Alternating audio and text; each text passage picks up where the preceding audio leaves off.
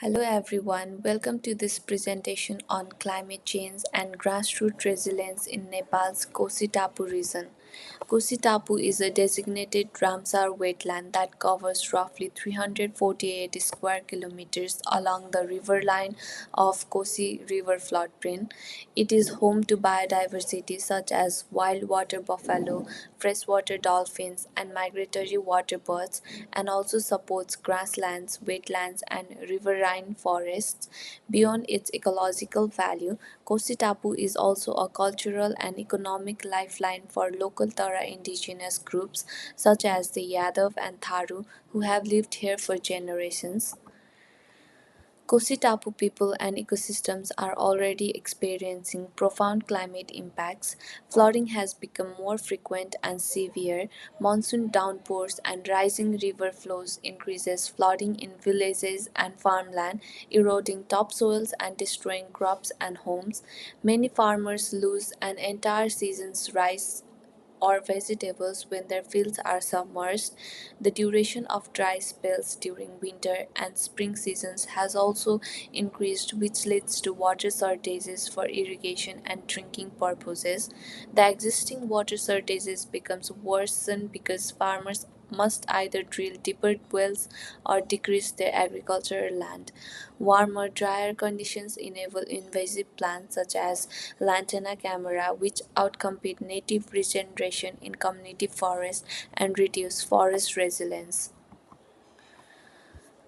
Some of the vulnerable groups impacted by climate change are smallholder farmers reliant on rain-fed agriculture in the floodplain, indigenous communities such as Yadavs whose livelihoods depend on wetlands, fisheries, and forest products, also women, female-headed households who have limited access to resources and decision-making in community forest user groups. Also, elderly children and persons with disabilities face high health risks during floods, heat waves, and water scarcity. In response to these challenges, Kositapu people have developed a number of local adaptation strategies, often led by community forest user groups and supported by NGOs.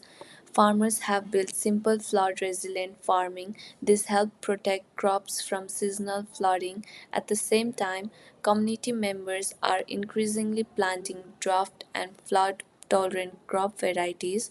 Rainwater harvesting is also widespread. Households install small tanks to capture monsoon runoff, which they use to irrigate kitchen gardens during dry spells. This practice reduces dependence on erratic groundwater and helps maintain household food security. Community forest user groups engage in community forestry, replanting native species such as sal, siso, and various grasses to stabilize soils and create flood buffers. Also, communities have set up early warning systems as an adaptation strategy. This strategy illustrates how local knowledge community organization help reduce climate impact. Adaptation in Koshitapu involves a diverse set of actors, each playing a vital role.